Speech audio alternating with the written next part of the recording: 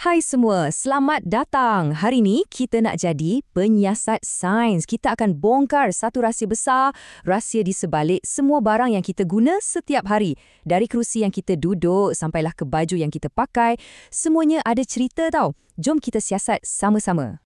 Cuba anda tengok sekeliling anda sekarang.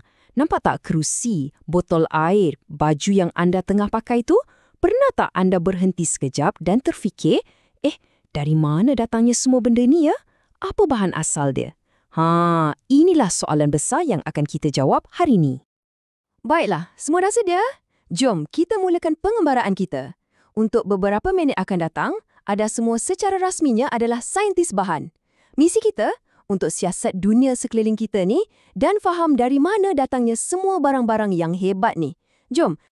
Okey, misi pertama kita adalah untuk jadi macam detektif. Kita akan jejak dari mana datangnya semua bahan ni.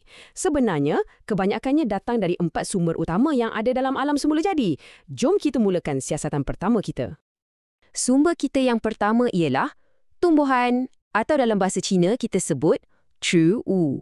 Ya, ini adalah semua bahan yang datangnya dari pokok dan tumbuh-tumbuhan lain di sekeliling kita. Hebat kan? Macam-macam alam semula jadi boleh bagi kat kita. Cuba bayangkan macam mana tumbuhan ni berubah. Kayu atau mucai yang datang dari pokok yang besar boleh jadi perabot kat rumah kita.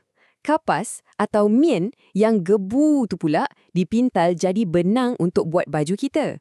Dan getah pokok atau siang jau boleh jadi tayar kereta yang kuat tu. Menarik kan? Okey, kita teruskan ke sumber kedua kita. Haiwan. Atau dalam bahasa Cina, dongwu. Haiwan ni bukan saja kawan kita, tapi ia juga bagi kita bahan-bahan yang sangat berguna. Ada yang lembut, ada yang kuat. Tengok ni, kulit haiwan yang kuat atau pijik boleh jadi beg tangan yang cantik. Bulu biri-biri yang tebal atau yang mau boleh bagi kita kehangatan bila dijadikan baju sejuk.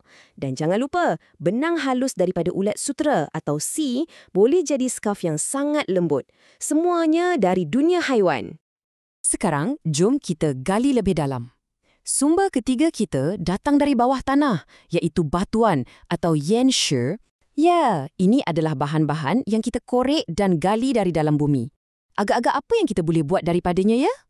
Hebat kan? Dari dalam bumi kita boleh dapat macam-macam benda.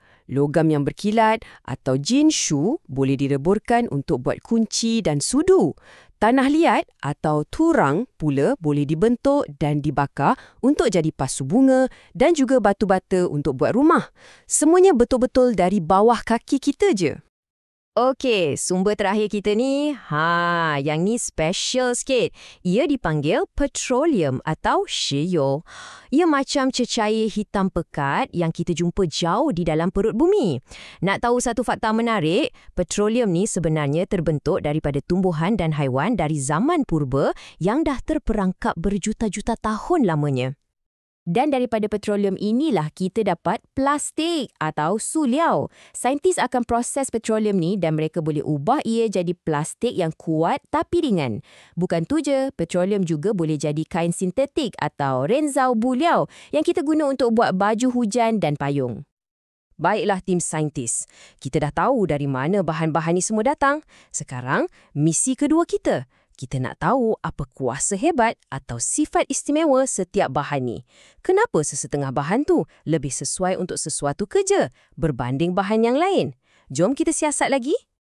Kuasa hebat yang pertama ialah kebolehan serap air. Sesetengah bahan macam kapas dalam tuala kita memang juara menyerap air. Kita panggil ia seashore. Tapi bahan lain macam plastik pula langsung tak bagi air lalu. Ia kalis air atau bu tou shui. Sebab itulah kita tak guna tuala untuk buat baju hujan kan? Seterusnya, jom kita uji kebolehan terapung. Kalau kita letak kayu dalam air, ia akan terapung atau fu dalam bahasa Cina. Sebab itulah kapal zaman dulu banyak dibuat daripada kayu. Tapi kalau kita campak kunci logam kita, ia akan terus tenggelam ke dasar atau chen. Nampak tak beza kuasa hebat dia? Yang ni pula pasal elektrik dan ini sangat penting. Bahan macam logam adalah konduktor elektrik atau dian dao ti. Ia membenarkan elektrik lalu dengan mudah. Manakala plastik pula adalah penebat atau 电的绝缘体. Ia akan halang elektrik dari melaluinya. Sebab itulah, wayar elektrik bahagian dalamnya logam tapi bahagian luarnya dibalut dengan plastik. Supaya kita selamat. Okey, sekarang bahagian yang paling best. Kita akan gabungkan semua yang kita dah belajar tadi, sumber bahan dan kuasa hebat bahan untuk faham macam mana para saintis dan jurutera pilih bahan yang betul untuk buat sesuatu benda. Sebenarnya, caranya mudah je. Ada 3 langkah. Pertama, kita fikir apa fungsi benda ni. Kedua, kita fikir apa kuasa hebat yang benda ni perlukan. Dan yang ketiga, kita pun pilih bahan yang ada kuasa hebat tu. Senang kan? Jadi, inilah hasil siasatan kita. Fail kes saintis bahan kita dah lengkap.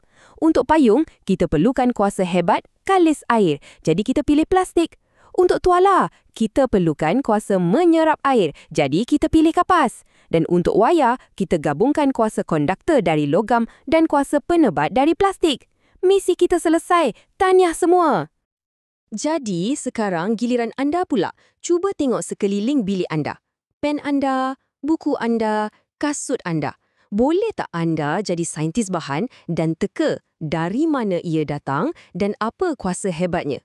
Teruskan siasatan anda sebab dunia sains bahan ni ada di mana-mana je.